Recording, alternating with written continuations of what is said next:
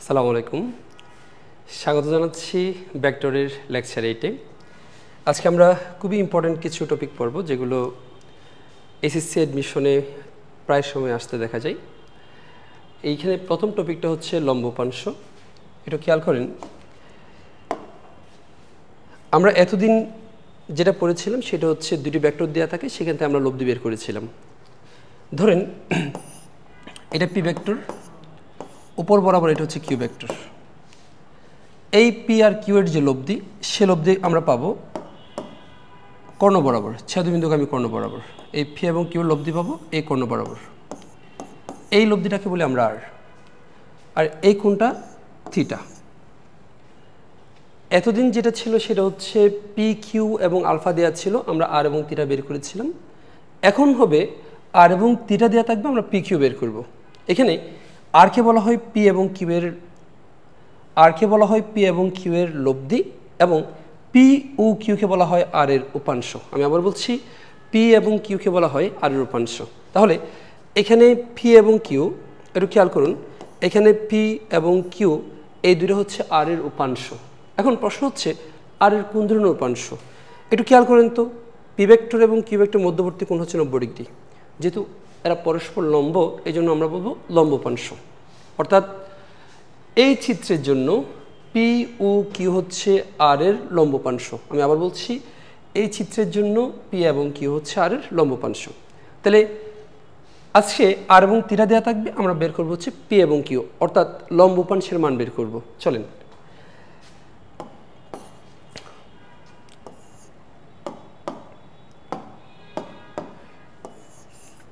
ধরেন এটা হচ্ছে পি, এটা হচ্ছে কিউ।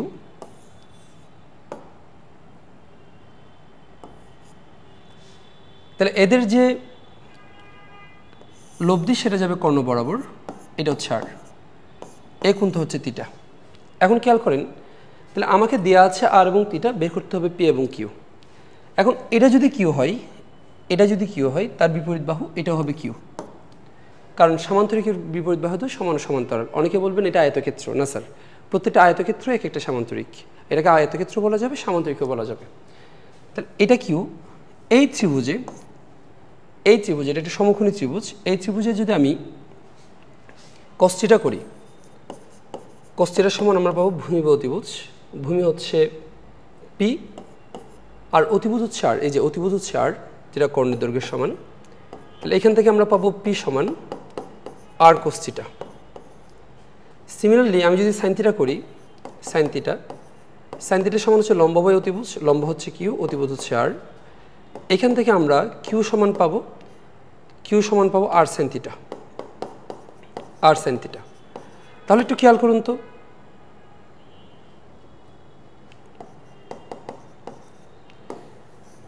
আমাকে যদি আর এবং থিটার মান দেওয়া থাকে, সেক্ষেত্রে আমি পিও বের করতে পারবো এবং কিউ বের করতে পারবো। এখন প্রশ্ন হচ্ছে, একটা ব্যাপার খেয়াল করেন, এই জায়গায় এখানেও আর একটা জায়গায় cos θ আর একটা জায়গায় sin θ। তাহলে কখন cos হবে, কখন sin হবে, একটু খেয়াল করুন। এখানে যে কোণটা থিটা কোণটা উৎপন্ন করেছে, সেই থিটা কোণটা আমরা ধরেছি পি এর সাথে। তাহলে পি এর সাথে থিটা কোণ উৎপন্ন করেছে, আর এখানে আসছে cos। তার মানে যার সাথে কোণ হবে তার সাথে cos, অন্য পাশে sin। আমি আবার বলছি, যার সাথে কোণ হবে তার সাথে cos, অন্য পাশে sin। দু একটা এক্সাম্পল দিয়ে দেখাই, তাহলে আরেকটু ভালো করে বোঝা যাবে। ধরেন এখানে 20 নিউটন, এটা 30 ডিগ্রি। আপনি 20 নিউটন বলকে দুটো ভাগে ভাগ করছেন, একটা হচ্ছে আণবিক উপাংশ, একটা হচ্ছে উলম্ব উপাংশ। এই মধ্যবর্তী কোণ যেহেতু 90 ডিগ্রি, এদেরকে আমরা লম্ব উপাংশ বলতে পারবো। এখন আসেন, 20কে যখন আণবিক বরাবর নিয়ে আসবেন, তাহলে এটা হবে 20। এই পাশে আমি 20 দিব, 20 যেহেতু 20কে ভাগ করছি, দুই পাশে 20 দিয়ে দিব। যে পাশে থিটা সেই পাশে cos। আমি আগে বলছিলাম যে পাশে থিটা সেই পাশে cos, তাহলে এটা হচ্ছে cos 30। আর এই পাশেরটা হচ্ছে sin 30। এই কোণটায় বসাবো, এক পাশে cos আরেক পাশে কি sin। যে পাশে থিটা থাকবে সে পাশে cos, অন্য পাশে sin। এখন এই কোণটা যদি 30 ডিগ্রি হয়, এই পাশে কোণটা কত বলেন তো, 60। আপনি চাইলে 60 নিয়েও কাজ করতে পারেন। কিভাবে খেয়াল করেন, যেহেতু 60 উলম্বের সাথে আছে, তাহলে এই উপাংশ হবে 20 cos 60। যদি 60 আনুভূমিকের সাথে নাই, তাহলে এটা হবে 20 sin 60। মজার ব্যাপার হচ্ছে এই দুটার মান সেম, আর এখানে এই দুটার মান সেম, তাহলে আপনি যে কোনো অ্যাঙ্গেল নিয়ে কাজ করতে পারবেন, কোনো সমস্যা নেই। আরও দু একটা এক্সাম্পল দেখাই। এটা 50 নিউটন, এই কোণটা 40 ডিগ্রি। বলেন কোন পাশে কজ দেবেন, কোন পাশে সাইন দেবেন? যে পাশে এটা সে পাশে কজ, তাহলে এই পাশে এবারও উপাংশ হবে 50 cos 40, আর উলম্ব উপাংশ হবে 50 sin 40। এবার দেখেন, যদি আমি এভাবে ভাগ করি, ধরেন এটা 100, আমাদের উপরে কোনটা দেওয়া আছে 60 ডিগ্রি, সেই ক্ষেত্রে কোন পাশে কজ কোন পাশে সাইন বলেন তো? উপরে কজ হবে, যে পাশে এটা সে পাশে কজ। এই উপাংশের মান হবে 100 cos 60, আর নিচের উপাংশের মান হবে 100 sin 60। এইভাবে আমরা লম্ব উপাংশগুলো বের করতে পারবো। এরপর আসুন, আপনাদের যে ব্যাপারগুলো সবচেয়ে কঠিন লাগে, ভেক্টরের যে টপিকটা আপনাদের সবচেয়ে কঠিন লাগে, সেটা হচ্ছে বাতাসের উপাংশ নির্ণয়। এই বাতাসের উপাংশ নির্ণয়ের ক্ষেত্রে কীভাবে উপাংশগুলো বের করতে হবে একটু খেয়াল করেন। এখানে বলা আছে বাতাস 10 মিটার পার সেকেন্ড বেগে উত্তর পূর্ব দিকে প্রবাহিত হচ্ছে। আচ্ছা, উত্তর পূর্ব, আরেকটা কথা আছে সেটা হচ্ছে দিকে, উত্তর পূর্ব দিকে প্রবাহিত হচ্ছে। আমি উত্তর, দক্ষিণ, পূর্ব, পশ্চিম লিখলাম। সবসময় এভাবে লিখবেন, পরীক্ষার খাতায় সবসময় এভাবে লিখবেন, উপর উত্তর, নিচে দক্ষিণ, ডান পাশে পূর্ব, বাম পাশে পশ্চিম, এভাবে দেখাবেন। এখন আসেন, উত্তর পূর্ব দিকে প্রবাহিত হচ্ছে। এই উত্তর পূর্ব দিকে বলতে এদিকে প্রবাহিত হচ্ছে, এই এদিক বরাবর প্রবাহিত হচ্ছে, এই উত্তর পূর্ব দিকে। এখন আসেন, উত্তর পূর্ব দিকে কত ডিগ্রি কোণে সেটা কিন্তু কোয়েশ্চনে দেওয়া নেই। উত্তর পূর্ব দিকে কত ডিগ্রি কোণে প্রবাহিত হচ্ছে সেটা কিন্তু কোয়েশ্চনে দেওয়া নেই। সেক্ষেত্রে কী করবেন বলেন তো? সেক্ষেত্রে এই উত্তর পূর্ব দিকে ঠিক মাঝখানে নেবেন, এটাই 10 মিটার পার সেকেন্ড বাতাসের বেগ, ঠিক মাঝখানে নিয়ে নেবেন। তাহলে এই কোণটা কত হবে বলেন তো? এই কোণটা হবে 45। তখন এই বরাবর উপাংশ হবে 10 cos 45, আর উপর বরাবর উপাংশ হবে 10 sin 45। এটা আনুভূমিক উপাংশ, আর একটা হচ্ছে উলম্ব উপাংশ। আশা করি এটা ক্লিয়ার আপনাদের। তাহলে আমরা উপাংশ পাবো, বাতাসের উপাংশ পাবো দুইমুখী, একটা হচ্ছে পূর্বমুখী আর একটা হচ্ছে উত্তরমুখী। যেখানে পূর্বমুখী উপাংশ হচ্ছে 10 cos 45, আর উত্তরমুখী উপাংশ হবে 10 sin 45। আশা করি এটা ক্লিয়ার। এখন আসেন, এই দিকে না বলে, উপরে যেটা বলছে উত্তর পূর্ব দিকে না বলে আরেকটা কথা বলতে পারে, সেটা হচ্ছে দিক থেকে বলতে পারে। যদি কখনো দেখেন কোনো উদ্দীপকে উত্তর পূর্ব দিকে না বলে দিক থেকে বলছে, দিক থেকে বলা মানে হচ্ছে উত্তর পূর্বে, দেখেন উত্তর পূর্ব দিক থেকে মানে এই উত্তর পূর্ব দিক থেকে অন্যদিকে চলে যাবে, তার মানে উত্তর পূর্ব দিক থেকে বলতে এটা এদিক থেকে এদিকে চলে আসবে, যেটা কোনটা বোঝাবে? দক্ষিণ পশ্চিম দিকটাকে বোঝাবে। আমি আবার বলছি, উত্তর পূর্ব দিকে না বলে যদি বলতো দিক থেকে, তখন সেটা বাতাসটা ওদিকে না গিয়ে, উত্তর পূর্ব দিকে না গিয়ে উত্তর পূর্ব দিক থেকে অন্যদিকে চলে যেত, এদিকে চলে আসতো। যখন এই বরাবর চলে যাবে, এই যে যখন এই বরাবর চলে যাবে, তখন সেটা অ্যাকচুয়ালি দক্ষিণ পশ্চিম দিকে চলে যাবে। আশা করি ক্লিয়ার। এরপরে আসেন, কোয়েশনটাতে আসেন। 2 নম্বর, বাতাস 10 মিটার পার সেকেন্ড বেগে 30 ডিগ্রি কোণে উত্তর পূর্ব দিকে বলছে, উত্তর পূর্ব দিকে। এখন আসেন, উত্তর, দক্ষিণ, পূর্ব আর পশ্চিম 30 ডিগ্রি কোণে বলছে। আচ্ছা, 30 ডিগ্রি কোণে উত্তর দিকের সাথে নাকি পূর্ব দিকের সাথে সেটা কিন্তু বলে নেই। এটা উত্তর দিকে হতে পারে, পূর্ব দিকে হতে পারে। এখন প্রশ্ন হচ্ছে আমরা কার সাথে ধরবো? মাথায় রাখবেন, যখন স্পেসিফিকলি বলা না থাকবে কার সাথে 30 ডিগ্রি, তখন আপনারা যেটা করবেন সেটা হচ্ছে প্রথমে যেটা থাকবে, প্রথমে কি আছে বলুন তো? এখানে প্রথম উত্তর আছে, তাহলে উত্তর দিকের সাথে আপনারা 30 ডিগ্রি ধরে ম্যাথ করবেন। তাহলে উত্তর দিকের সাথে 30 ডিগ্রি কোণ, এই যে উত্তর দিকের সাথে 30 ডিগ্রি কোণ কোন দিকে? উত্তর পূর্ব, উত্তর আর পূর্বের মাঝখানে উত্তর পূর্ব দিকে যাচ্ছে, দিক থেকে বলে উল্টা আঁকতাম, দিকে যাচ্ছে 10 মিটার পার সেকেন্ড। তাহলে এখানেও আমরা দুটো উপাংশ পাবো, একটা হচ্ছে পূর্বমুখী উপাংশ আর একটা হচ্ছে উত্তরমুখী উপাংশ। এখানে পূর্বমুখী উপাংশ কত হবে tan sin 30 আর উত্তরমুখী উপাংশ হবে tan cos 30। তাহলে আমরা দুটো উপাংশ পাচ্ছি, একটা হচ্ছে পূর্বমুখী tan sin 30 আর একটা হচ্ছে উত্তরমুখী tan cos 30। আশা করি ক্লিয়ার আপনাদের। এরপরে প্রশ্নটাতে আসেন 3 নম্বর।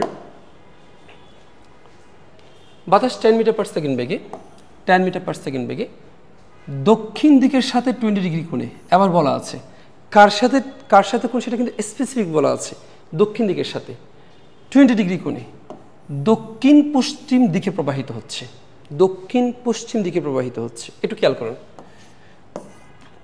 উত্তর, দক্ষিণ, পূর্ব, পশ্চিম। দক্ষিণ দিকের সাথে 20 ডিগ্রি কোণ, এই দক্ষিণ দিকের সাথে 20 ডিগ্রি কোণ দুই দিকে হতে পারে, এই পাশে হতে পারে 20, এই পাশে হতে পারে 20। এখন প্রশ্ন হচ্ছে আপনি দক্ষিণ দিকের সাথে 20 ডিগ্রি কোন দিকে নেবেন। এরপরটা দেখেন, দক্ষিণ পশ্চিমের কথা বলা আছে, দক্ষিণ পশ্চিম।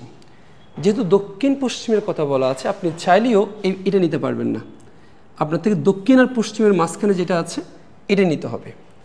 এরপর দেখতে হবে দক্ষিণ পশ্চিম দিকে বলছে নাকি দিক থেকে বলছে। দেখেন দক্ষিণ পশ্চিম দিকে বলছে, দিকে বলার কারণে এটা চলে এই বরাবর, এটাই 10 মিটার পার সেকেন্ড। তাহলে আপনি উপাংশ পাবেন দুইটা, একটা হচ্ছে দক্ষিণমুখী উপাংশ আর একটা হচ্ছে পশ্চিমমুখী উপাংশ। বাতাসের উপাংশ পাবেন দুইটা, একটা হচ্ছে দক্ষিণমুখী উপাংশ আর একটা হচ্ছে পশ্চিমমুখী উপাংশ। তাহলে এই বরাবর উপাংশ হবে 10 sin 20 আর এই বরাবর উপাংশ হবে 10 cos 20। তো এইভাবে আমরা উপাংশ বের করতে পারবো। এরপর আমরা 4 নম্বর এক্সাম্পলে যাব, 3 নম্বর এক্সাম্পল শেষ। 4 নম্বরে আসুন। বাতাস 10 মিটার পার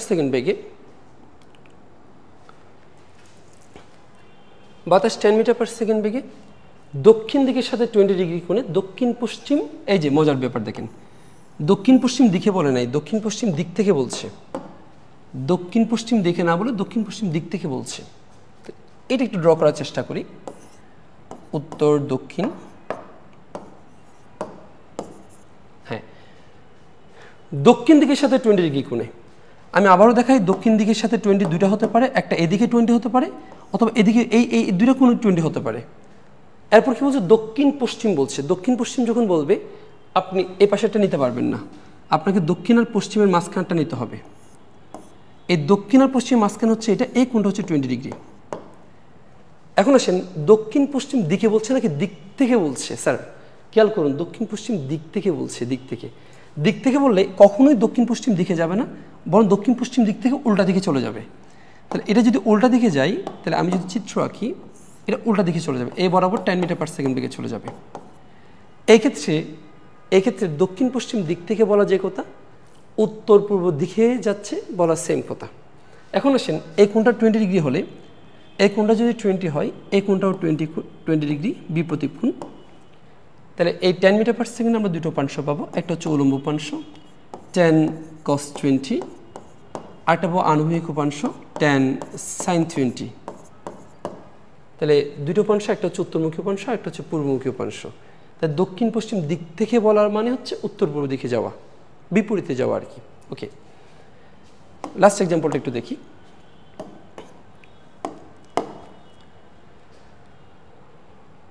এটা একটু খেয়াল করেন, বাতাস উত্তর দিকের সাথে 40 ডিগ্রি কোণে, উত্তর দিকের সাথে 40 ডিগ্রি কোণে। এটা একটু কঠিন বোঝার চেষ্টা করুন। আমরা উত্তর দিলাম, দক্ষিণ, পূর্ব আর পশ্চিম। আচ্ছা, এখানে বাতাসের ব্যাগটা মিসিং, বাতাস 10 মিটার পার সেকেন্ড বেগে হবে, একটু নোট করে রাখবেন। বাতাস 10 মিটার পার সেকেন্ড বেগে উত্তর দিকের সাথে 40 ডিগ্রি কোণে দক্ষিণ পশ্চিম দিক থেকে প্রবাহিত হচ্ছে। এখন দক্ষিণ পশ্চিম দিক থেকে প্রবাহিত হওয়া মানে বলেন তো কোন দিকে যাবে? অ্যাকচুয়ালি উত্তর পূর্ব দিকে যাবে। এই দেখেন, দক্ষিণ পশ্চিম দিক থেকে, এই দক্ষিণ পশ্চিম দিক থেকে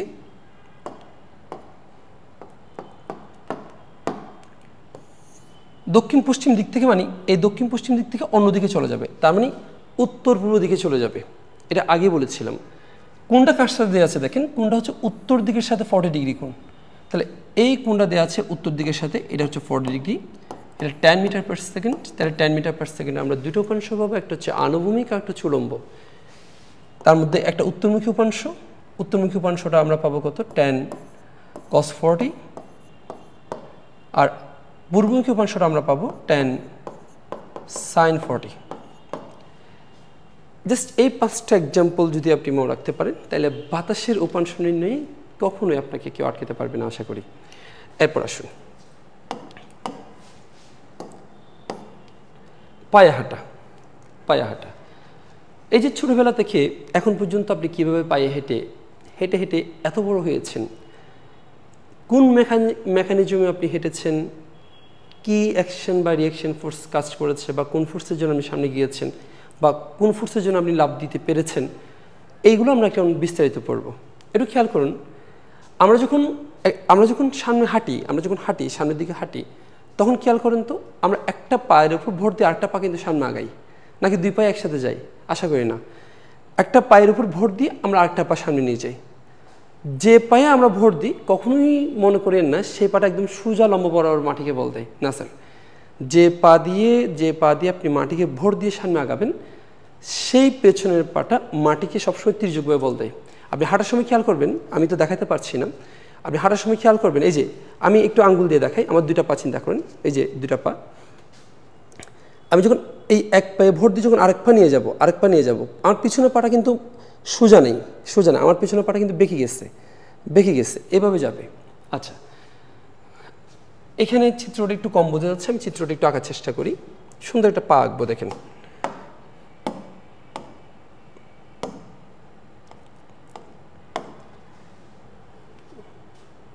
খেয়াল করেন,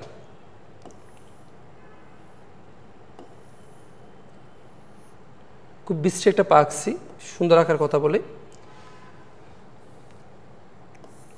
এটাই ধরেন কোন একটা মানুষের পা, দেখতে যদি বা জন্তু জানোয়ারের পায়ের মতো লাগছে। এই পাটা কোন পা বলেন তো? এই পাটা হচ্ছে স্যার পেছনের পা, যে পায়ে আপনি ভর দিয়ে অন্য পাটা সামনে নেবেন। এই পেছনের পা মাটিকে কীভাবে বল দিচ্ছে একটু খেয়াল করুন। এই পেছনের পা মাটিকে তির্যকভাবে বল দিচ্ছে, তির্যকভাবে অ্যাপ বল দিচ্ছে। পেছনের পাটা মাটিকে তির্যকভাবে অ্যাপ বল দিচ্ছে, মাটি কি দেখে থাকবে না স্যার? মাটি এফের প্রতিক্রিয়া বল দিবে। এফের প্রতিক্রিয়াটা যাবে বিপরীতে, সেটা হচ্ছে আর। এফের প্রতিক্রিয়াটা হচ্ছে বিপরীতে যাবে, সেটা হচ্ছে আর। এই আর এর দুটো উপাংশ আমরা পাবো, একটা হচ্ছে আনুভূমিক উপাংশ,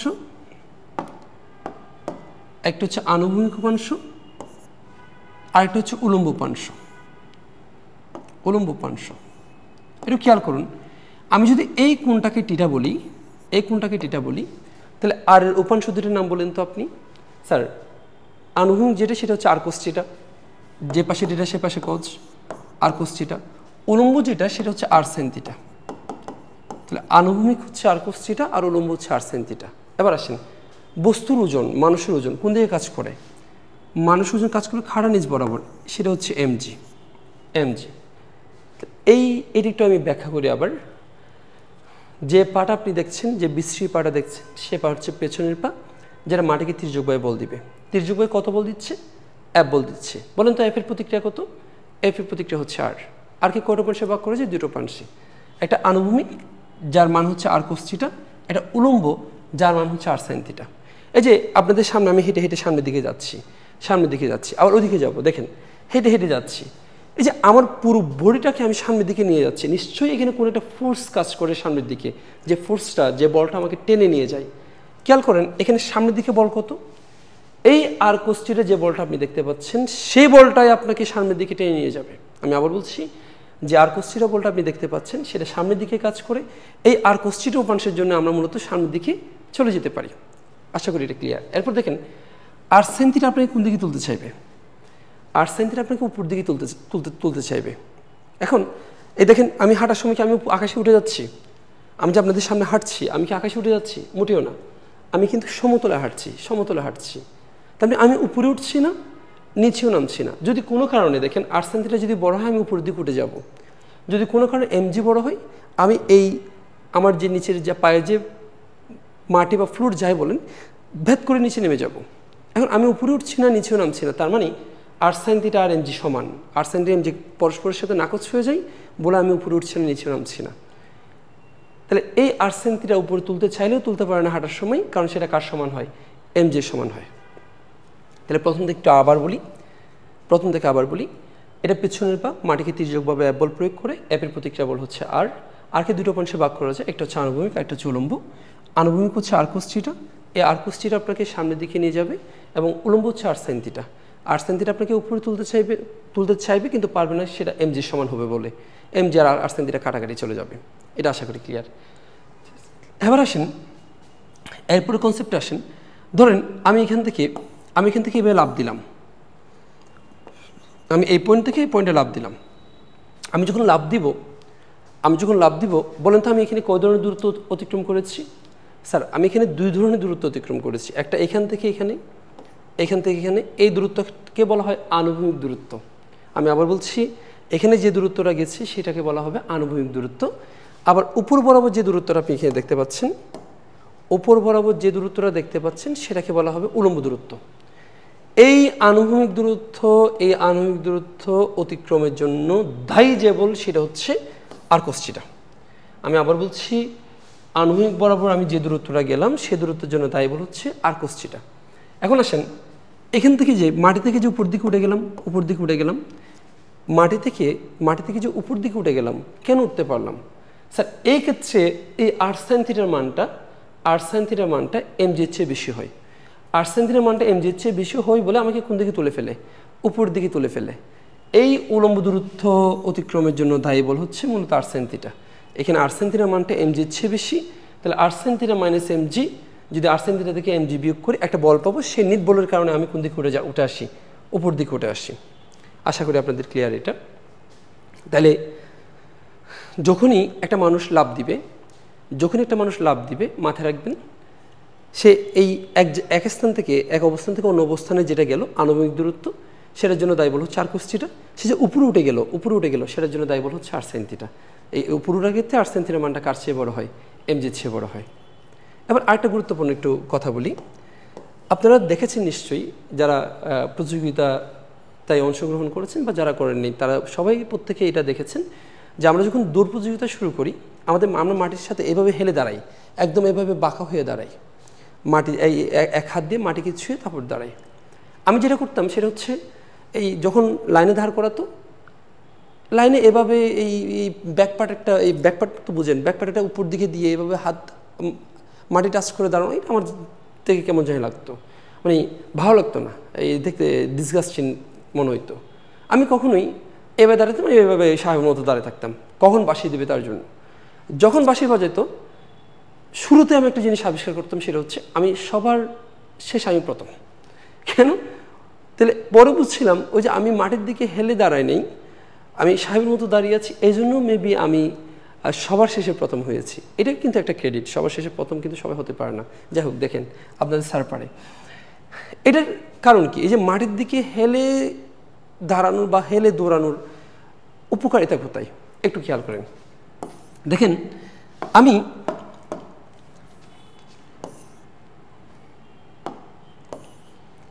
আমি একবার এভাবে দৌড়ালাম, মানে একটু করে হেলে দৌড়ালাম, আর একটু মাটির সাথে বেশি হেলে দৌড়ালাম, এটা একটু বাঁকাই দিই যাতে বুঝতে সুবিধা হয়। একটু মাটির সাথে বেশি, যদি এত বেশি হেলা সম্ভব না, 45-এর চেয়ে বেশি হেলা সম্ভব না, এভাবে দেখাই। একবার মোটামুটি এভাবে দৌড়াচ্ছি, সেক্ষেত্রে টিটা 1, আরেকবার একটু বেশি হেলে পড়ছি, সেটা হচ্ছে টিটা 2। এখানে টিটা 2 এর মানটা টিটা 1 এর মানের চেয়ে ছোট, টিটা 2 এর মানটা টিটা 1 এর মানের চেয়ে ছোট। এই টিটা 2 ছোট, টিটা 1 বড়। সেক্ষেত্রে এ বরাবর যে উপাংশটা আসে, এটা হচ্ছে আর কোস টিটা 2, এ বরাবর উপাংশ হচ্ছে আর কোস টিটা 1। দেখে বলেন তো, এখানে আর কোস টিটা 2 বড় হবে নাকি আর কোস টিটা 1 বড় হবে? স্যার এখানে আর কোস টিটা 2টা বড় হবে। কেন বড় হবে আর কোস টিটা 2? মাথায় রাখবেন, টিটা এর মান যত ছোট, আমি আবার বলি, টিটা এর মান যত ছোট, কোস টিটার মান তত বড়, তাহলে এইখানে টিটা 2 যেহেতু ছোট, কোস টিটা 2 বড় হবে, ফলাফল আর কোস টিটা 2 বড় হবে। এই আর কোস টিটা 2 কার চেয়ে বড় হবে? আর কোস টিটা 1 এর চেয়ে বড় হবে। ফলাফল এই আর cos θ 2 তো আমাকে এই আর cos θ তো আমাকে সামনের দিকে যেতে সাহায্য করে। তাহলে এটা যেহেতু বড়, সেক্ষেত্রে একটা বড় বল আমাকে টেনে নিয়ে যাবে, এখানে আমি দ্রুত আগাইতে পারবো, আর এখানে আমি অত দ্রুত আগাইতে পারবো না। তাহলে যদি প্রশ্ন করা হয় দৌড়ানোর সময় দৌড়বিদরা মাটির দিকে হেলে দৌড়ায় কেন, তাহলে মাটির দিকে যত বেশি হেলবে, আমি একটু খেয়াল করেন, দৌড়বিদরা মাটির দিকে যত বেশি হেলবে সেক্ষেত্রে টিটার মানটা তত কম হবে, টিটার মান যত কম হয় cos θ মান বা আর cos θ মান তত বেশি হয়, ফলে দ্রুত সামনের দিকে যাওয়া যায়। আশা করি এটা আপনাদের ক্লিয়ার। তাহলে পায়ে হাঁটার ক্ষেত্রে কোন বলটা আপনাকে সামনের দিকে যেতে সাহায্য করবে, আর cos θ, আর কোন বলটা উপরে তুলতে চাইবে, আর sin θ, তুমি তুলতে পারবেন না, mg সমান হবে। যদি কোনো কারণে আর sin θ mg চেয়ে বড় হয়, সেক্ষেত্রে দেখবেন আপনি লাফ দিয়ে দিচ্ছেন, লাফ দিয়ে উপর দিকে উঠে যাচ্ছেন, দ্যাটস ইট। এরপর দেখুন, এটা একটু কষ্ট করে একটু স্ক্রিনশট নিয়ে রাখবেন, আপনারা স্ক্রিনশট নিয়ে রাখবেন। এখানে এতক্ষণ যে বকবক করলাম সবগুলো ব্যাখ্যা মোটামুটি এখানে আছে, এতক্ষণ যে বকবক করলাম সবগুলোর বর্ণনা এখানে আছে, একটু স্ক্রিনশট নিয়ে রাখুন প্লিজ।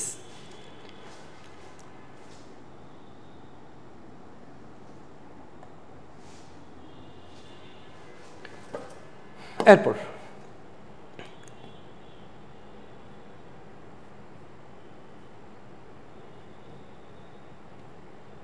আচ্ছা, এরপর টপিকটা একটু খেয়াল করেন, এটা হচ্ছে লন রুলার ঠেলা বা টানা। আমি একটু স্প্লিনটা লিখে দিই, লন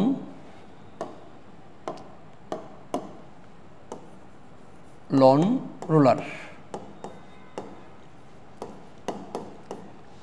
লন রুলার ঠেলা ও টানা, এই লন রুলারগুলো আপনারা নর্মালি দেখতে পাবেন, একটা হাতল আছে, নিচে একটা চাকা আছে, লোহার চাকা, ভারী একটা চাকা, একটা হাতল আছে, আমরা হাতল দিয়ে ঠেলে চাকাটাকে সামনে নিয়ে যাই, আবার টেনে নিয়ে আসছি। যেহেতু চাকাটা অনেক ভারী, সে ভারী চাকাটা যখন কোনো একটা মাটির তলের উপর দিয়ে যাবে, ওই চাকার ভারে মাটির সমতল হয়ে যায়। যেটা দেখা যায় হচ্ছে নর্মালি আপনার ওই ক্রিকেট খেলার পিচ সমান করছে, বা ফুটবলের খেলার মাঠ সমান করছে, বা যে কোনো ধরনের খেলার মাঠ সমান করার জন্য আমরা ওই লন রুলারগুলো ব্যবহার করে থাকি। এটা লন রুলারের চিত্রগুলো এখানে আছে, আমি লন রুলার দিয়ে বলবো না, আমি এটা ট্রলি ব্যাগ দিয়ে শেখাই আপনাদের, একই ব্যাখ্যা, একই সবগুলো একই, জাস্ট ট্রলি ব্যাগ দিয়ে শেখাই। আচ্ছা বলেন তো, কখনো আমরা তো সবসময় যখন হেঁটে যাই, আমরা ট্রলিটাকে এভাবে ধরে নিয়ে যাই, আমরা ট্রলিটাকে দেখবেন আমরা এইভাবে টেনে নিয়ে যাচ্ছি। কখনো কি দেখছেন এইভাবে ট্রলিটাকে এভাবে ঠেলে নিয়ে যাচ্ছে? কখনো কি দেখেছেন এই যে এভাবে নিয়ে ধরে এভাবে ঠেলতেছেন? কখনোই দেখবেন না, কারণ ঠেলে নিয়ে যাওয়াটা দেখতে অড না, শুধু অড না, ঠেলে নিয়ে যাওয়াটা কষ্টকর, আর টেনে আনাটা দেখতে যেমন সুন্দর, কিউট, স্মার্ট এবং সহজও বটে। আমরা মূলত কেন ঠেলে নিয়ে যাওয়াটা কঠিন, কেন টেনে আনাটা সহজ, সেটা উপন্যাসের সাহায্যে শিখব। চলুন ওই ট্রলি ব্যাগ আঁকি।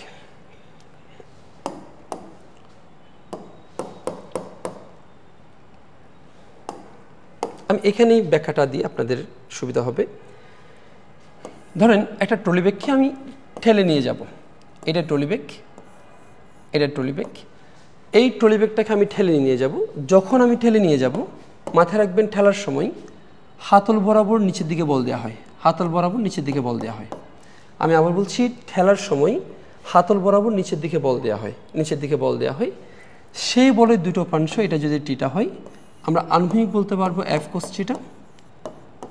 থিটা, উলম্ব বলতে পারবো এফ সাইন থিটা। এটা হচ্ছে এফ সাইন থিটা। ওজন কোন দিকে কাজ করে বলেন তো? ওজন নিচের দিকে কাজ করে, এটা হচ্ছে ঠেলার চিত্র। তাহলে একটু লিখে রাখি, এটা হচ্ছে ঠেলা। এরপর টানার চিত্রটা একটু খেয়াল করেন। যখন আমি টেনে নিয়ে যাব তাহলে তখন আমরা এই বরাবর বল দিব, অর্থাৎ হাতল বরাবর উপর দিকে বল দিব। তাহলে ট্রলি ব্যাগ টানার ক্ষেত্রে হাতল বরাবর উপর দিকে বল দেওয়া হয়।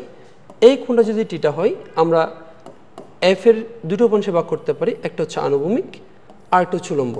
যেহেতু উপর দিকে বল দিচ্ছে, এখানে উলম্ব অংশ উপর দিকে হবে, এখানে যেহেতু নিচের দিকে বল দিচ্ছিলাম, এই জন্য উলম্ব অংশ নিচের দিকে হয়েছিল। তাহলে এফ এর দুটো অংশ এ বরাবর হচ্ছে এফ কোস থিটা, আর উলম্ব হচ্ছে এফ সাইন থিটা।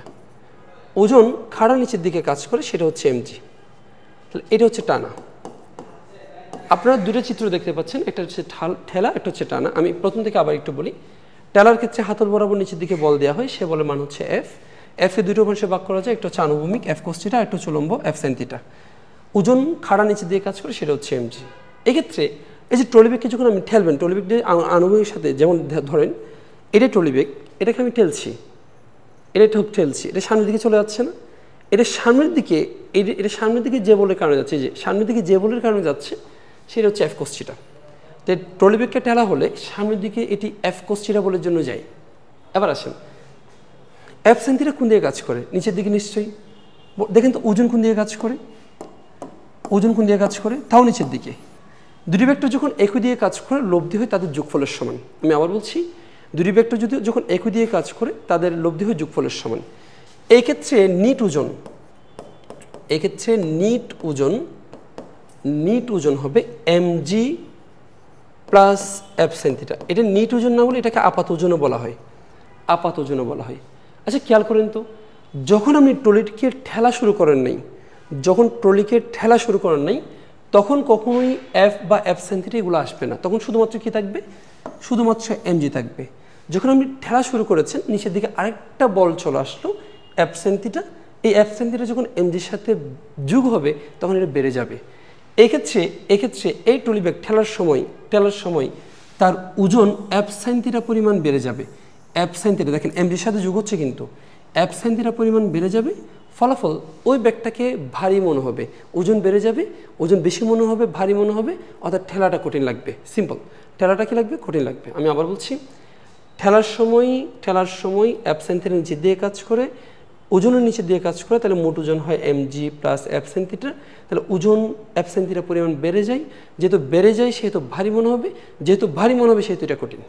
এরপর আসেন এখানে ট্রলি ব্যাগ টানছি, বলেন তো কত বলে টানছি? এফ বলে টানছি। এফের দুটো অংশ, একটা এফ কোস থিটা, একটা F sine theta. F cos theta trolley ব্যাগটাকে সামনের দিকে নিয়ে আসবে। এই যে আমি একটা ট্রলি ব্যাগ টেনে নিয়ে যাচ্ছি, দেখেন এটাই নিয়ে যাচ্ছি, আমি টেনে নিয়ে যাচ্ছি, এটা যে সামনের দিকে যাচ্ছে কত বলের জন্য যাচ্ছে?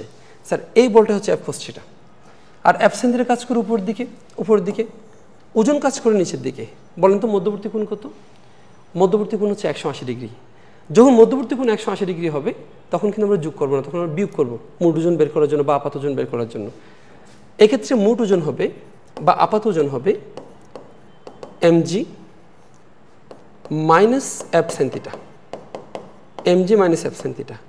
বলেন তো যখন আপনি টানা শুরু করেন নাই তখন ওজন ছিল এমজি, যখন টানা শুরু করেছেন তখন ওজন এমজি থেকে এফ সাইন থিটা বিয়োগ হচ্ছে মানে ওজন কমে যাচ্ছে, ওজন কমে যাওয়া মানে হালকা লাগবে, হালকা লাগা মানে এটা সহজ হবে। সিম্পল, ওজন কমে যাওয়া মানে এটা হালকা লাগবে, হালকা লাগা মানে এটা সহজ হবে। ক্লিয়ার আশা করি। এবার আসুন, অনেকে মনে করতে পারে স্যার আপনি এমজি থেকে এফ সাইন থিটা বিয়োগ করেছেন, এটা তো এফ সাইন থিটা থেকে এমজি বিয়োগ করতে পারতাম, এফ সাইন থিটা থেকে এমজি বিয়োগ করতে পারতাম। একটু খেয়াল করেন তো, এখানে একদম খুব ক্লোজলি দেখেন, আমি যখন এটাকে টেনে নিয়ে যাচ্ছি এই কলমটা, আচ্ছা এইভাবে দেখালে মনে একটু সুবিধা হয়, এই কলমটাকে যখন টেনে নিয়ে যাচ্ছি এই কলমটা কিন্তু আমার হাতের উপর লেগে যাচ্ছে। কেন লেগে যাচ্ছে জানেন? এক্ষেত্রে এই এফ সাইন থিটার মানটা এমজির চেয়ে কম বলে, এফ সাইন থিটার মানটা এমজির চেয়ে কম বলে। যদি এমন হয় আমি জোরে একটা টান দিচ্ছি, দেখেন জোরে একটা টান দিচ্ছি, এখন কিন্তু এই কলমটা আমার হাত থেকে উপরে উঠে গেছে, হাত থেকে অনেক উপরে উঠে গেছে। যখন আলগা হয়ে যাবে, স্পর্শ করবে না, উপর দিকে উঠে যাবে, তখন মনে করতে হবে এই এফ সাইন থিটাটা এমজির চেয়ে বেশি, এফ সাইন থিটা এমজির চেয়ে বেশি, তখন আপনি এফ সাইন থিটা থেকে এমজি বিয়োগ করবেন। কিন্তু আমরা ট্রলি ব্যাগ টানার সময় কি আমি কখনোই আকাশে বাসা ট্রলি ব্যাগ টানি? কখনো তো টানি না। দ্যাটস আমি এমজি থেকে এফ সাইন থিটা বিয়োগ করেছি। আশা করি ক্লিয়ার হয়েছে আপনাদের। তাহলে ঠেলার সময় ওজন বেড়ে যায় কী পরিমাণ? এফ সাইন থিটা পরিমাণ। আর টানার সময় ওজন কমে যায় কী পরিমাণ? এফ সাইন থিটা পরিমাণ। তাহলে খেয়াল করেন, ধরেন এটা ছিল এমজি, যখন ঠেলবেন তখন এই লেভেলটা এখানে চলে আসবে। তাহলে বাড়ছে কতটুকু বলেন তো? এফ সাইন থিটা পরিমাণ বাড়ছে। তাহলে এখানে এটা হচ্ছে ঠেলার সময় এখানে চলে আসবে। আর যখন টানবেন তখন এটা এমজি থেকে কমে যাবে, এই যে এমজি লেভেল থেকে কমে যাবে, কমে এটুকু চলে আসবে। আচ্ছা বলেন তো কতটুকু কমবে? তাও এফ সাইন থিটা পরিমাণ কমবে, এটা হচ্ছে টানা। তাহলে তাহলে এই ঠেলার ক্ষেত্রে লেভেল থাকবে এখানে, টানার ক্ষেত্রে লেভেল থাকবে এখানে। তাহলে আমি যদি বলি ঠেলা ও টানার মধ্যে মোট ওজনের ব্যবধান কত, আমি আবার বলছি দেখেন, ঠেলা ও টানার মধ্যে মোট ওজনের ব্যবধান কত, মানে এটার সাথে যখন এটা কম্পারিজন করবেন তখন এই জায়গায় হচ্ছে এফ সাইন থিটা, এই জায়গায় এফ সাইন থিটা, তখন দুইটা যোগ করলে কত হবে, 2f সাইন থিটা হবে, 2f সাইন থিটা। এমসিকিউতে এই জায়গায় আপনারা সবাই ভুল করেন, যদি ঠেলার সাথে টানা সরাসরি কম্পারিজনে দেয় তখন আনসার হবে 2f সাইন থিটা। আর যদি শুধুমাত্র বলা যে ঠেলার ক্ষেত্রে ওজন কতটুকু বাড়বে, আনসার f সাইন থিটা। টানার ক্ষেত্রে ওজন কতটুকু কমবে, আনসার f সাইন থিটা। ঠেলা ও টানার মধ্যে ওজনের ব্যবধান কত, 2f সাইন থিটা। আশা করি ক্লিয়ার। এখানে ম্যাথ দেওয়া আছে, এটি টলিবেগকে আনুভূমিকের সাথে 30 ডিগ্রি কোণে 50 নিউটন বলে ঠেলা হচ্ছে, ওজন কতটুকু বৃদ্ধি পাবে। এই ডাব্লিউ সমান আপাত ওজন ডাব্লিউ সমান mg plus f sine theta, f sine theta. তাহলে m কত, ও সরি এখানে ওজন কত হবে বলে নেই, ওজন কতটুকু বৃদ্ধি পাবে, কতটুকু বৃদ্ধি, তাহলে কতটুকু বৃদ্ধি বলেন তো, বৃদ্ধির সূত্র, বৃদ্ধি পাবে সমান হচ্ছে f সাইন থিটা, বৃদ্ধি পাবে f সাইন থিটা, f এর মান কত 50, সাইন থিটা মান 30, সাইন 30 মান হচ্ছে হাফ, তাহলে 25 নিউটন বৃদ্ধি পাবে। সিম্পল ম্যাথ একদম, এটা এমসিকিউর একটা প্রশ্ন, সিম্পল ম্যাথ, 25 নিউটন বৃদ্ধি পাবে। এই প্রসঙ্গে একটু বলে রাখি, শুনেন, এই প্রসঙ্গে একটু বলে রাখি, আমরা এখন পর্যন্ত পায়ে হাঁটা বলেন বা ট্রলিব্যাগ ঠেলাও টানা বলেন, আমরা এখন পর্যন্ত যে আমাদের যে বল এফ বল, সে অ্যাপটা আমরা যে অ্যাঙ্গেলটা আমরা ধরেছিলাম টিটা, সেই অ্যাঙ্গেলটা ধরেছিলাম আমরা আনুভূমিকের সাথে, তখন এটা হয়েছিল এফ কস থিটা আর এটা হয়েছিল F sine theta, F sine theta. যদি কোনো কারণে আপনি কোনটা আনুভূমিকের সাথে না ধরে যদি উলম্বের সাথে ধরেন, যদি প্রশ্নে আনুভূমিকের সাথে না বলে উলম্বের সাথে বলা হয়, তখন কিন্তু পুরোটা উল্টে যাবে, তখন দেখবেন উপাংশ আপনার সাথে পল্টি মারবে। কীরকম পল্টি মারবে একটু দেখেন, এটা হয়ে যাবে এফ কোস থিটা, এটা হয়ে যাবে এফ সাইন থিটা। তখন আপনাকে বলতে হবে এফ সাইন থিটা উপাংশের জন্য ট্রলিব্যাগ বা লন রোলার সামনের দিকে যাবে এবং ওজন বৃদ্ধি পাবে হচ্ছে এফ কোস থিটা পরিমাণ, এফ কোস থিটা পরিমাণ। তাহলে আনুভূমিকের সাথে টিটা ধরেই কিন্তু আমরা প্রতিপাদন করেছি। এটা এমসিকিউতে দেখবেন, কোনো কারণে যদি কোনটা উলম্বের সাথে দিয়ে দেয়, সেক্ষেত্রে কসটা সাইন হয়ে যাবে, সাইনটা কস হয়ে যাবে। যেমন ওজন বৃদ্ধি পাইতে নর্মালি এফ সাইন থিটা কমতো, এফ সাইন থিটা, তখন হবে এফ কোস থিটা বাড়বে, এফ কোস থিটা কমবে যদি উলম্বের সাথে কোন হিসাব করেন। এরপর আজকে মনে এইটুকুই, এখানে আর এক্সট্রা পড়া নেই। তাহলে সবাই ভালো থাকবেন, সুস্থ থাকবেন, পরবর্তী লেকচারের জন্য অপেক্ষা করবেন। ধন্যবাদ সবাইকে।